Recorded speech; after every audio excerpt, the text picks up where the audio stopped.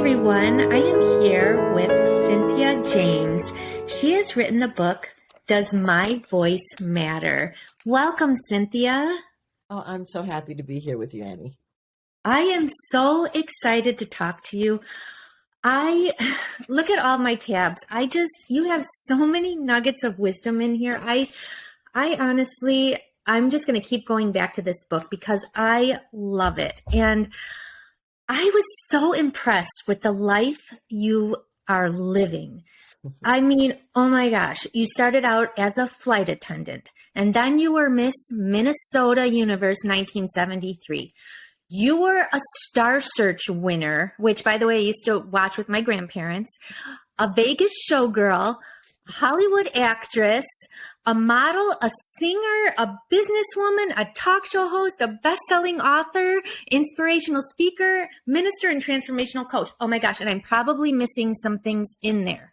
But I was blown away by everything you accomplished in your life. And it's almost like you're just writing and like, oh, I did this. And I'm thinking, this is incredible. Gosh, and I'm so honored that you're on my show. I'm happy to be with you, and I'm so glad you liked the book. It was definitely a labor of love. Yes, and you've written other books too. So what number is this, 4 or? This is 5. This is 5. Okay, now I need to go back and read your other ones. So why don't you tell me what inspired you to write this one? There were 2 aspects to it. One is watching what was happening on the planet with people feeling disenfranchised, like they didn't have a voice, like they couldn't stand up for themselves, like they were powerless, and that was in all categories. That was politically, that was gender, that was race. I mean, it was like watching, and then all the clients that I was serving were coming in saying, I don't have my voice in my leadership role or in this organization. And so that was there. But the other part was that I've spent all these decades really tapping into my authenticity and my voice, and what a journey that was for me. I thought, well, if I could get to this point, then maybe my journey could help other people to understand that their voices matter. Yes. And I just love that you brought that up, where people are thinking that they're not being heard, but you have mastered this, and you have been able to look at the signs in your life and listen to your inner voice and just follow it. And I find that amazing, because every day I'm sure we are getting voices in our head to tell us, but how did you know what voice to follow? Like, how did you understand? So this is a really good question. And I teach, co-teach a class at a university here, and we were having this conversation last night. It's like the difference between intrusive thought and intuitive thought. And intrusive thought is, it's often repetitive. It comes in negative. I mean, it makes you question. It makes you go and it can actually support your behavior and being unconscious. But intuition is an opening of the body, an opening of the heart, an opening of the mind. It really leads you into extraordinary things. Now, you can have an intuition, a calling, intuitive calling, and there will be a little nervousness. That's different than intrusive thought, because excitement goes with it. Yes. And I mean, I don't know how your series started, but I will bet you that there was something calling you and this excitement, even though you may or may not have known how to do it. Yes, that is true. There was definite excitement, and nervousness too. I was very nervous to start it. So yes, you hit that on the head. Yeah, because I often wonder, which thought should I follow? But if I just pay attention to which ones I can feel deeply and in my soul. And so one part of your book that I loved was when you found your home in Colorado. Oh, can you just recount that experience? Because I just think there is no denying that you had to be there. Yeah, I was invited to work here, and my husband, um, I was taking exams, and so he came to Colorado and said, wanted me to get on a plane because he found this house. It had just gone on the market, and he's like, we don't want to lose it. And I'm like, well, I'm taking exams. I can't get on a plane, right? And so we made an offer to this person that seemed ridiculous, but my intuition told me, said, offer the person $5,000 to hold a space for the week while I finish my exams, and then I'll come. But if I don't like it, he's got to give the money back. And my husband said, he is not going to do that.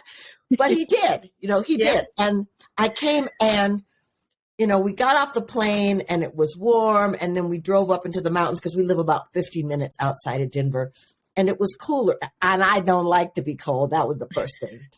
But then the man had given us permission to kind of walk the property, but I got to the top of the property and I thought, oh, something came over me. It was really scary. But I mean, it wasn't about being afraid of living on the land. It was something else. And so we went back to the hotel and I could not sleep all night. I kept hearing in my head, you're to take care of the land. You're to take care of the land. And I'm like, I'm a city girl. I don't know anything about taking care of the land, right? And so I got back into bed. I mean, I was trying to do yoga and all this other stuff. And I said to my husband, I cannot say yes to this for you, even though you love it. And so we both kind of got emotional and held each other. And we got here and I walked in the house and he said, don't look at the decorations because it was definitely decorated real mountainy, which I'm not. And so he said, we can redecorate. But the house felt good. And there was a sunroom that felt great.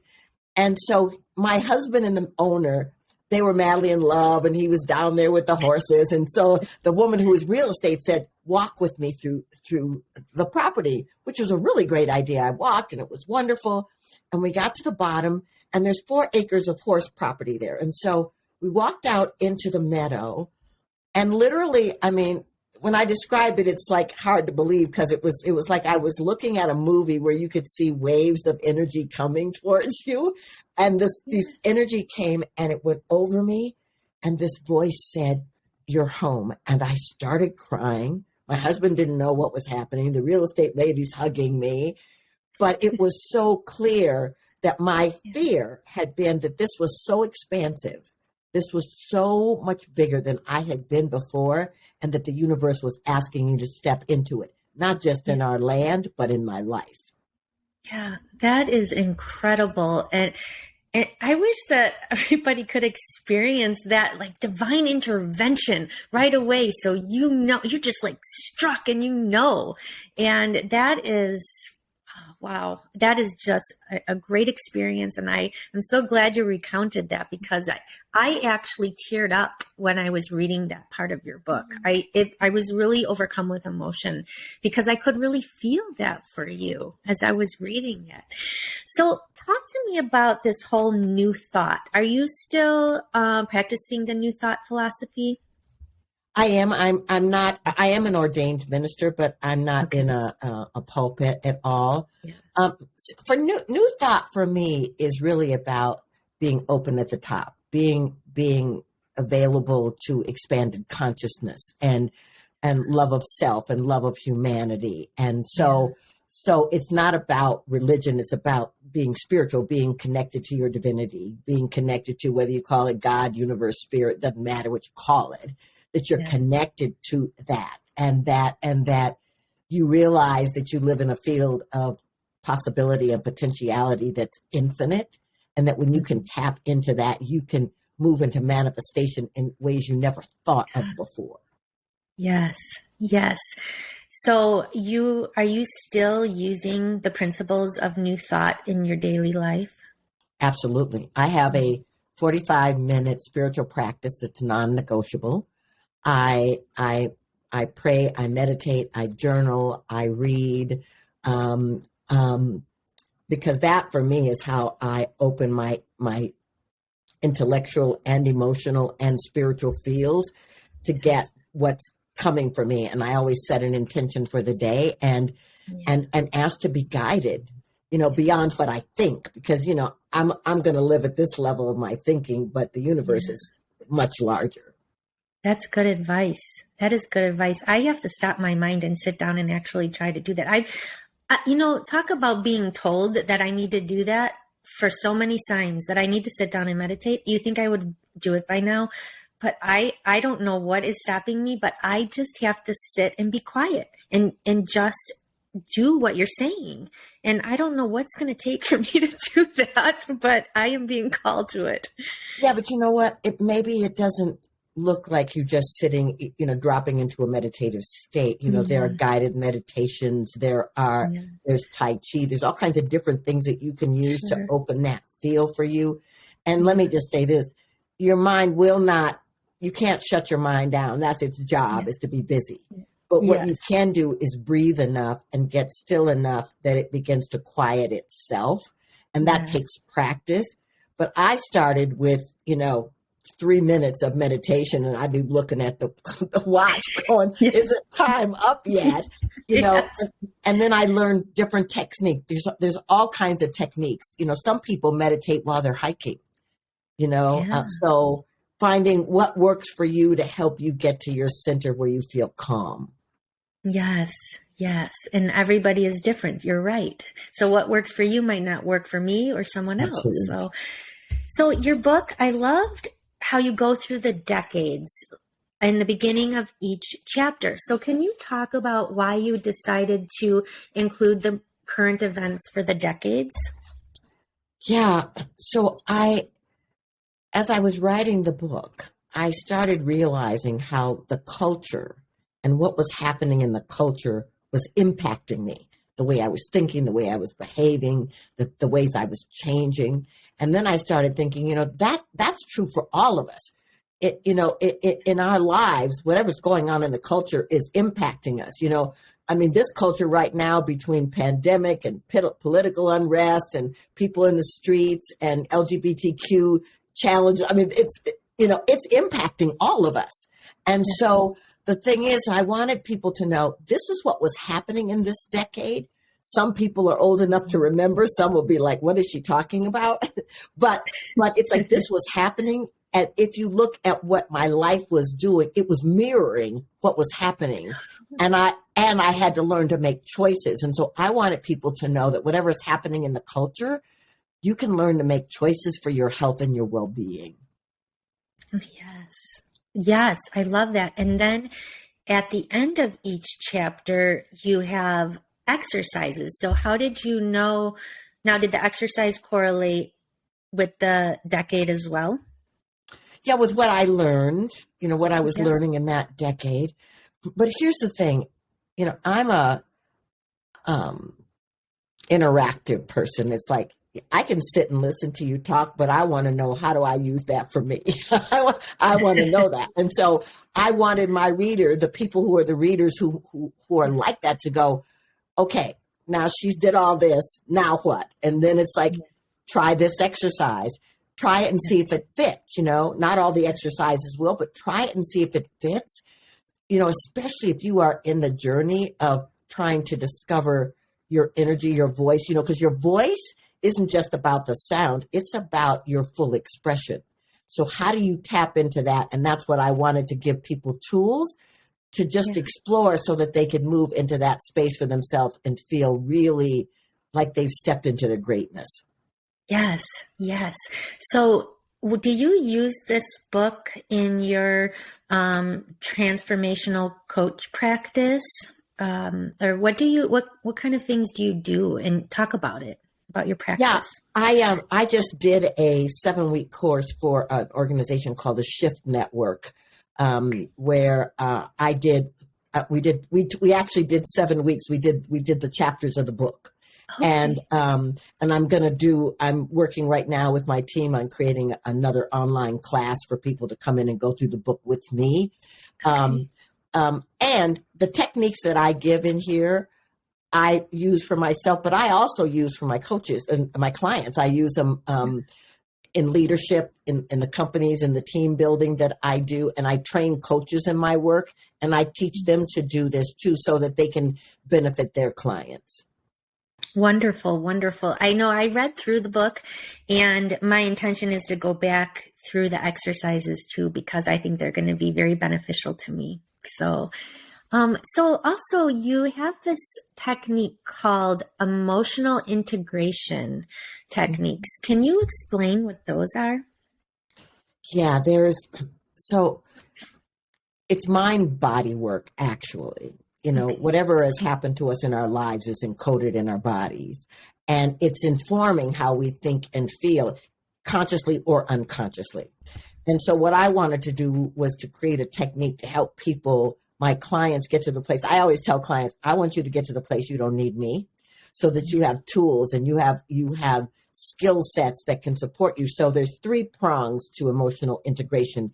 It's really to help people get in tune with their emotional states on every level and learn how to make choices. So the first one is inquiry, and it's like, where are you in your life? Let's get real. Let's not judge it. This is what's happening. This is what you're experiencing.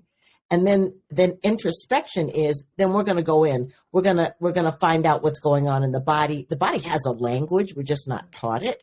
So, where are things living in the body? What's constricted? And how do we find out the messages for that so that we can start to make different choices? And I start giving people tools. And then in integration, the third prong, now it's like, let's practice. Let's start practicing using those tools so that you can, no matter what's coming up in your life, you can tap into your tool chest to get back to center and to start making conscious choices. I love that. I love that. And I think that is very useful to everyone on the planet, because we're all on this journey, and something at any given time is affecting us.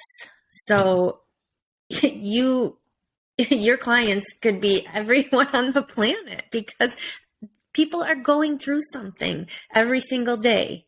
So gosh, I really hope that whoever's watching this picks up your book and works through the exercises and contacts you if they need, extra support or to go through your courses. Gosh, I am so blown away by what you're doing with your life. So in the beginning, I said, look at everything you've accomplished.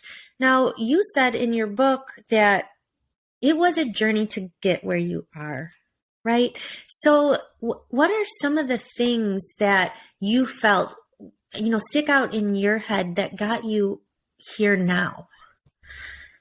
Well, let me just start where I began, because I began, with a alcoholic father, and a pedophile stepfather was also a wife beater. And ultimately my mother became a single mom, and we were on welfare, and all of that was happening. But when I was a kid, the way in which I survived all that stuff was dreaming. I would dream about this future that made no sense, because how the heck was I going to get there? And so that's one of the things I would like to tell the listeners is, like, your dreams matter. And it's because some part of you wants to fulfill itself. So for me, it was like,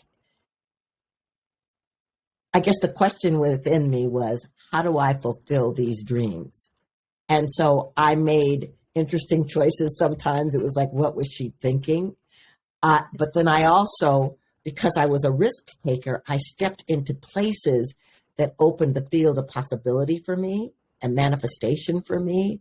And I just kept following those instincts and that dream. Because as a kid, I saw myself traveling. I saw myself being on stages. I saw myself recording and being with people, and my family would go, get your head out of the clouds. You're in the welfare line. Thank you very much. But those dreams, I think, propelled me. And so whatever is going on with you inside, pay attention to it, because it means some part of you is trying to say, ooh, there's something available for you. There's something possible for you. There's something powerful that's waiting for you. Yes, I love that. And you are proof that dreams do come true, that if you let go of everybody else's preconceived notions of where you should be and listen to yourself, you're going to fulfill your dreams. And I especially loved, oh my gosh, I need to do this. And I have at different parts of in my life, but I need to find where I put the last one, the check, the written check. So you wrote out a check. This is incredible, for $100,000. Now you had no idea. Okay, I'm just going to write $100,000. It's going to be paid to me. And go ahead and tell that story. Well, I was in a spiritual class and they were talking about you have to see it to believe it or something like that. And so I wrote a check to myself for $100,000 from God. And I put it up in my bathroom and all of my friends would come to my house and they would go, really? Really? And so I was an actress at the time and I got on a show called Star Search. And the goal was to win it. You get $100,000. And so I won 7 times in a row, which put me in the semifinals. And then I got into semifinals and I won. And then I got to the finals. And the person I was competing against was the same person that had beat me after my 7 wins. And so insecurity came in and all that kind of stuff. And I was working with a coach because it was an acting category and we were working on a scene. And after I did the rehearsal, the producer came over and said, how you doing? I was like, fine. And I was a little surprised because why was he talking to me? He doesn't talk to anybody. And he said, how you think you did? I said, oh, great. He said, why do you think you won all those times? I said, oh, because I'm a good actress and I work hard. And he goes, yeah. He said, but you actually won because you were present in every character and I didn't see you today. Mm-hmm. And I really freaked out. I was like, oh no, is he sabotaging me?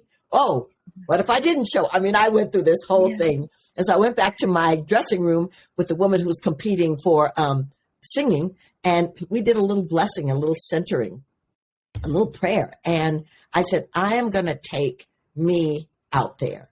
I am not going to try to prove anything or be obsessed with winning. I'm just going to take me into that space and be the best that I can be.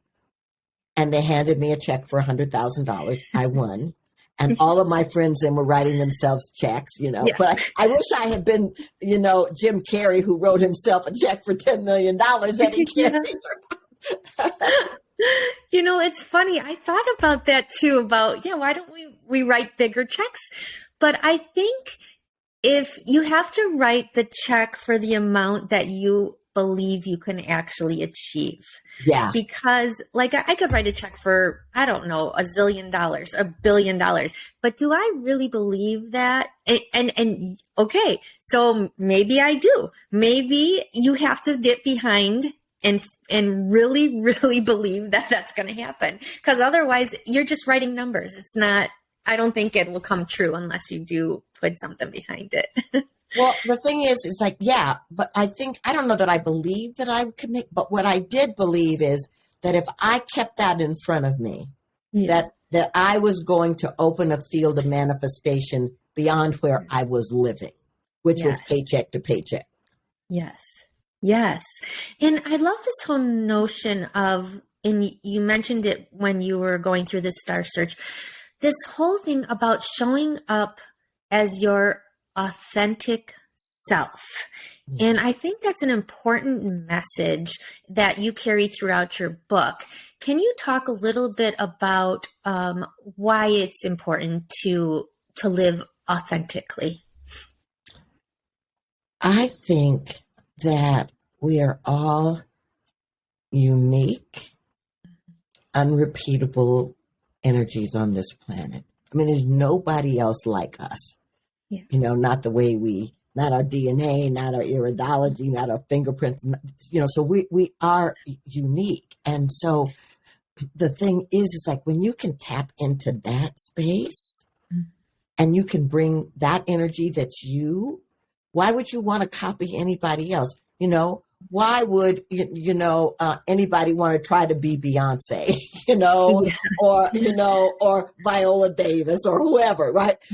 Be you. Bring you, because only you can deliver things to the planet the way you can deliver them. Your gifts and your talents, only you can deliver them that way. And so if you can accept who you are, even if it's quirky or people don't get it, or it feels like you're a little outside, it's okay. Yeah. Because what that means is you're here to invent something new, innovate something new, bring something new, so that people in your life and in your world can have the blessing of you. I love that. I love that message. It's so true. We each have unique talents and we just have to tap into them. I mean, that's why we're here. That's what the world wants and needs of us. So, okay, another interesting thing I love is, because I've done this in my life too. You went by Cindy and then you went by Cynthia. So can we talk about this whole thing about names? Because it's very interesting to me. Yeah, I actually was in this amazing kind of spiritual workshop in Italy, and they talked about the power of the name that you have coming in. And but my family, from the time I was born, was like Cindy this, Cindy that, and the only time my mother called me Cynthia is when I was in trouble. So, so Cindy, when I look back on my life, Cindy, is the part of me that's a little shy, and she's, on high noticing of, is she safe and doing things to be a good girl and go by the book. Cynthia is a warrior. she's like, step out into the world. What do you want to do? Who do you want to be? That kind of thing. And so at one point in my life, because people were calling me Cindy, I said, really, I need to go back to my original name because there's power in that. And so I stepped into that, and people were like, well, I'm used to calling you Cindy. And I'm like, well, I'm asking you to grow with me. And so, yes, Cynthia I could feel energetically the difference between Cindy and Cynthia. That's powerful. Yeah. So, and some people do that with nicknames as well. Mm-hmm. They just are feeling it and just go with it. And I love how you can discern the difference between your two names. Okay. So where can people talk more about your work and where people can find out more about you? So I call myself an emotional integration leadership coach, so I work with individuals and I work with teams. And I am also a speaker. I speak at all kinds of events. A lot of them are for women, empowering women. And I'm also a singer. I've recorded 8 CDs, some singing, some meditation. And so I'm at cynthiajames.net. That's my website. And you can find all the things that I'm doing there and sign up for my newsletter. And I take people on pilgrimages too. So you can find out about where I'm going. This year I'm going to Italy and I'm going to Egypt. So just, I would love to be in connection with you and support. And I also have trained a lot of coaches in my work. So if I'm not available, I can recommend somebody that's perfect for you. Wow. Wonderful. Oh my gosh, that is amazing. So if you had maybe 1 or 2 things you would want readers to take away from your book, what would you like to say? You're a masterpiece in the making. There is no one else like you on the planet, and you're here for a reason. And so I would say, don't pull back your energy. Don't pull back your light. Don't pull back because you're afraid of anything. There are people that are needing exactly what you have to offer. And if you are withdrawing, you're depriving them of your energy. Stand in who you come here because you are amazing. Oh my gosh, now I am crying. Wow, you have such a powerful presence. Woo. So I thank you so much, Cynthia, for being with me and share your messages with our listeners. And can you let us know where anyone can find your book, Does My Voice Matter? It's on Amazon. It's also on Audible. And I would love it if you'd read it. I'd love to hear from you. Give it a review. I'm very excited about this book because I feel like it was actually a step of faith for me to be that vulnerable and open my life to people. Wonderful, wonderful. Well, thanks again for being here with me today. And I wish you so much more manifestation in your life. Thank you, Annie. I'm so happy to be with you, and I love what you're doing. Thank you.